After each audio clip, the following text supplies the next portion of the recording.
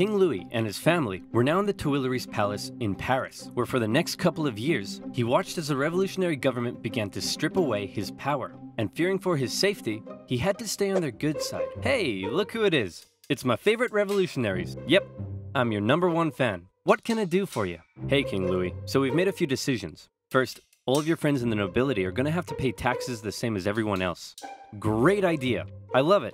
And as a side note, the tax money can no longer pay for all your lavish parties. Great. I hate those parties. They're so awkward. And also, we're taking away your Porsche. Oh, come on! I mean, yay. The king continually found demand after demand being made of him to prove his support for the revolution. On one occasion, a mob would invade the palace and demand he wear the revolutionary bonnet. This is the face of a man who is definitely pretending he wants to wear that bonnet. Now around here, I want to mention that one thing King Louis had a problem with was people constantly raiding his palace. But one thing he didn't have a problem with was raiding noobs on this video's sponsor, Raid Shadow Legends. Raid Shadow Legends is a brand new collection RPG game with amazing 3D graphics, an awesome storyline, and giant boss fights, all free to play on your phone. There's over 400 champions for you to collect and customize, and crazy battles and events that will get you hooked immediately. You can find me in the game under the nickname OverSimplified, and if you're quick enough and cool enough, you can join my clan. Go to the video description, click on the special links, and you will instantly get 50,000 silver and a free epic champion as part of the new player program to start your journey. Good luck, and I'll see you there. Now where was I? Oh yeah. Seeing the situation rapidly turning against him, the king decided it might be a good idea to leave France and mount a campaign to retake his country from abroad. Luckily for him, he was married to an Austrian. So on the night of June 20th, 1791, the king and his family disguised themselves as servants and attempted to flee to the Austrian Netherlands. The royal carriage made a stop in the town of Varennes, and the postmaster there was like, "Hey guys, what's up? Where are you off to? We are but a collection of inconspicuous servants heading for the border for no particular reason at all." Say, you, the fat one, you look kind of familiar. Aren't you the king? Nope. Let me see your passport. It says here you're King Louis the 16th. Nope, not me. Take him away, boys. The king was promptly returned to Paris, but now the jig was up. His lack of support for the revolution was clear to all, and many considered him a straight-up traitor who tried to abandon his people. As a result, the new constitution of 1791 completely reduced his powers to that of a simple figurehead, a constitutional monarch. However, radicals, such as those in the Jacobin Club, were outraged that the king wasn't to be removed entirely. So a month later, these radicals staged a protest on the Champ de Mars, calling for the king's removal. The government of Paris feared an insurrection was mounting, and they sent the military to disperse the crowd. The confrontation escalated and resulted in the Revolutionary National Guard firing on a crowd of revolutionaries. It was a massacre. The incident exposed a deep division within the Brotherhood of the Revolution. On one side, the moderates who wanted to keep the king as a figurehead. On the other, radicals who wanted to see the king deposed and heads roll. In the wake of the massacre, these radicals received a wave of support. And speaking of rolling heads, one form of equality the revolution introduced was equality in execution. This meant no more torturous drawing and quartering, no more inhumane hanging. They wanted all criminals, regardless of economic status, to receive the same penalty, a quick and painless one. Luckily, a man by the name of Dr. Joseph Guillotine had an idea. A heavy blade that falls like thunder. The head flies off, blood spurts, and the man is no more. The guillotine, otherwise known as the National Razor. The guillotine made its debut in 1791 as the new form of execution. The writings of Marat and others continued to call for the execution of anyone suspected of working against the revolution. For him, this included some members of the clergy and nobility who had previously benefited from the cruel system of inequality that existed before the revolution. In many parts of the countryside, local lords had found themselves become a target. "Sire, the peasants, they're revolting." Oh, come on, that's a bit harsh. Sure, they smell a bit, but I wouldn't say they're revolting. Oh yes, I see what you mean. Increasingly, these French aristocrats began fleeing France to find solitude in other parts of Europe. And once again, fear began to take hold. The privileged classes of these foreign nations didn't like what they were seeing because they feared revolutionary ideas may spread to their own lands. The National Assembly, actually now the Legislative Assembly, feared that these nations may decide to attack. Then why don't we attack them first? No, you idiots, we are definitely not ready for war yet. Did somebody say something? France declared war on Austria in April 1792 and immediately got pummeled. It also didn't help that Austria's ally, Prussia, joined in the fighting. The Prussian Duke of Brunswick posted a letter warning the revolutionaries that if anything happened to the king, he would burn Paris to the ground. The Duke's letter proved to be a massive success in inspiring the people of Paris to do the exact opposite of what he intended. They were enraged by the threat, and on the 10th of August 1792, the tension in the city exploded, and a mob stormed the king's palace. Fighting broke out between the revolutionaries and the king's Swiss guard, with casualties in the hundreds. King Louis fled and took refuge in the chamber of the Legislative Assembly, where Robespierre and his radical Jacobins were gaining ever more power. Given the developing situation, the chamber decided to hold a vote, and in what some considered to be a second revolution, it was decided to suspend the monarchy entirely. King Louis XVI was now just plain old Louis, and he was sent to a prison cell where an eye could be kept on him. A month later, the newly established National Convention officially declared the French Republic, and society underwent a massive change. Enlightened ideas of democracy and equality were being implemented, but very quickly, these ideas seemed to become secondary to fear, paranoia, and a thirst for blood. The new republic began working to violently remove any semblance of the old royalist regime. The church became a prime target. Priests who refused to take an oath to the revolution were deported or arrested. A new state-sponsored atheistic religion named the Cult of Reason was created as a replacement for the Catholic Church. Notre Dame, along with many other churches, had their religious treasures destroyed and were converted to temples of reason. Even the Christian calendar didn't survive, as a brand new revolutionary calendar was soon introduced. Hey honey, I'm home. Yeah, whatever, jerk. Whoa, what's wrong with you? You forgot. Forgot what? Everything. This entire year. My birthday was on the 3rd of Germinal, our anniversary was the 12th of Thermidor, and you promised that in Frimaire, we'd go on a romantic weekend trip to Venice. No, I said we'd do that in December. December hasn't been a thing for years. The government of Paris, now under the control of the radical sans-culottes, began rounding up suspected enemies of the revolution and sending them to prison in the thousands. Naturally, a large number of those arrested were members of the clergy and aristocracy. As France's foreign enemies continued to close in, panic spread. Georges Danton made impassioned calls for men to defend the Republic, and tens of thousands of troops left Paris for the front lines. However, in their absence, Paris was left to its own devices. As enemy troops arrived in Verdun, the people of Paris feared that their crowded prisons were becoming a breeding ground for counter-revolutionary conspiracy. What would happen if the Prussians reached Paris and freed the aristocrats? Marat believed he knew what would happen. The aristocrats would enact their vengeance on the people. Fearing those they had already imprisoned, mobs descended on Paris's prisons. They broke in, and during the brutal September massacres, aristocrats, priests, and others were tried and executed on the spot. Even women and children weren't spared. With over 1,600 victims, word of the massacre spread across Europe. One British newspaper wondered, are these the rights of man? Is this the liberty of human nature? But there was still one man in particular that Robespierre and his radicals really wanted to see executed. Austria and Prussia pledged that after they defeated France, they'd return King Louis to the throne. Well, checkmate Austria and Prussia, because you can't return a man to the throne if he's already dead. Citizen Louis Capet was put on trial for treason. Obviously, he was found guilty, but his punishment was less certain. Many moderates wanted to simply deport him, but Robespierre insisted the revolution could only live if the king was dead. A vote was held, and by just one vote, Louis was sentenced to the guillotine. If you don't mind, I'd like to say a few words first. Gentlemen, I am innocent of everything of which I am accused. Wait, you're too loud. They can't hear me. Hang on, I haven't finished yet. Wait, dude!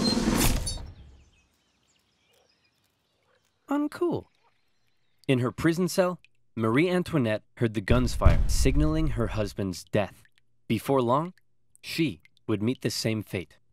Back on the war front, France defied all expectations and actually managed to push the enemy back. But then more countries joined the coalition against France, and it all went to pot again. What do?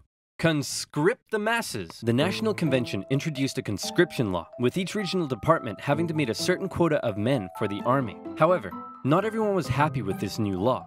You see, while Paris was definitely a hotbed for radical revolutionary fervor, some of the regions outside of Paris weren't quite so keen on the revolution. Some were largely still conservative, still supported the church, and just didn't suffer from that much inequality before the revolution. So as the revolution turned increasingly violent and anti-Christian, many were outraged. Now, they were being conscripted to fight for the new republic they hated. That was the last straw. Counter-revolutionary uprisings erupted in a number of regions across France. Some would last for years, such as in the northwest, where a large-scale uprising was led by the Owls. Why were they called the Owls? Because their leader was named Jean Owl. Why was he called Jean Owl? Possibly because he could do a really good impression of an owl. Really? That's what we're going with? Owls? Just because this guy can do an impression of one? Hit him with it, Jean. Hoot, hoot. Yeah, okay, that's pretty good. The Chouannerie uprising lasted all the way until 1800. In the summer of 1793, the southern city of Toulon invited the British Navy over for some tea and crumpets. And then they asked if they'd possibly like to stay and occupy the city. Being an important naval base, this was a heavy blow to the Republic, who sent a relatively unknown young captain by the name of Napoleon Bonaparte to help stage the siege of the city. Toulon was recaptured by France in the winter, and for his service, Napoleon was promoted to the rank of Brigadier General. The most infamous counter-revolution, however, occurred in the Vendée region. Throughout 1793, revolutionary forces clashed with the region's Catholic and Royal Army. The Republic defeated the counter-revolution through cruel pacification. In particular, General Jean-Baptiste Carrier committed brutal atrocities. In one instance, he had thousands of civilians, priests, women, and children tied to ships, which were then sunk. Carrier would later be found guilty of war crimes and executed. Back in Paris, the government was still dominated by moderates. With the war going badly, revolts in the provinces, and the economy getting worse, it seemed the government just wasn't doing a very good job. Radicals' fear for the safety of the revolution intensified, and Marat even began calling for the moderates in the government to be executed. In return, the moderates called for the arrest of Marat. This led to a chain of events with the two sides in heated conflict. Robespierre declared the Jacobins to be an insurrection and called on the people to arm themselves. It all ended on the 31st of May 1793 with the National Convention surrounded by radical sans-culottes and 29 moderate Girondin politicians arrested. From this moment on, the moderates ceased to be a political force. Robespierre and his radicals would be in almost total control of the government. And this brings us to the story of a woman named Charlotte Corday. Charlotte lived in the northwest city of Caen, and like many in the area, was horrified at the rapid radicalization and increasing violence of the revolution. And the man she blamed more than anyone was Jean-Paul Marat. She wanted to bring peace back to France, and so she did something drastic. She traveled to Paris and told Marat she had a list of enemies for him to publish in his paper. Marat eagerly invited her in for a meeting. So where's that list of enemies you promised me? Here it is. Wait a minute, this isn't a list of enemies. It just says, yippee-ki-yay, mother... And just like that, Marat was no more. Charlotte was quickly arrested and sent to the guillotine. Her dream of restoring peace, however, died with her. Marat became a martyr. In temples of reason, symbols of the dead Marat became the new crucifix. In death, he became an even more powerful inspiration for the extreme levels of violence that were about to rip throughout the new republic. And that's right, here comes the Reign of Terror. If you thought this revolution already sounds pretty violent, well, you ain't seen nothing yet, son. The radicals were now in control, and they believed not only was France surrounded by foreign enemies, but that within the masses, there were also plenty of internal ones too. Individuals not loyal to the revolution, conspiring to bring about its downfall. Robespierre and the rest of the radical faction were having none of it. A new committee of public safety was established with 12 members. Its purpose was to protect the new French Republic from its enemies, and it basically became a 12-man dictatorship with Robespierre as its leading voice. The Revolutionary Tribunal was also reinstated, a special court created to streamline the process of trying suspected enemies and handing out their death sentences. With these two new institutions, Robespierre wanted to scare France's enemies straight. In September 1793, it was announced that terror would be the order of the day. In other words, fear had become official government policy. And from then onwards, we enter into the period known as the Reign of Terror. Spies and secret police were everywhere and watched the people closely. France's public had to be extremely careful what they said and how they behaved. Obviously, criticizing this new system, or the government, would quickly have you sent off to the guillotine. But that's not all. Even the most minor offense could have you tried before the Revolutionary Tribunal. Hello, Citizen Martin. Hello, Monsieur Dubois. Monsieur? Did I just hear you say Monsieur? That's the old style of address, my friend. To the guillotine! You know what? I didn't like him, but I do feel kinda bad for the king and his family. Oof, expressing sympathy for the royal family, are we? To the guillotine! 12 sous for a loaf of bread? That's way overpriced. To the guillotine! Man, this bread line is taking forever. To the guillotine! And you look like you're thinking anti-revolutionary thoughts. To the guillotine. Max, we're sending way too many people to the guillotine. To the guillotine! Chop, chop, chop, chop, chop, chop, chop. It was insane. All across France, about 40,000 people were killed for suspected crimes against liberty.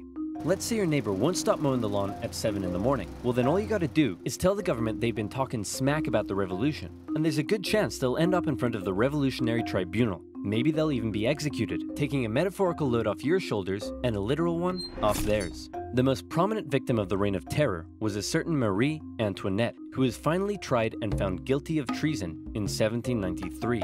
She expected she'd be brought to the guillotine in a royal carriage, fit for a queen. All the Republic could provide for her, however, was a wooden tumbril. At 37 years old, the most hated woman in French history met her end on the 16th of October, 1793.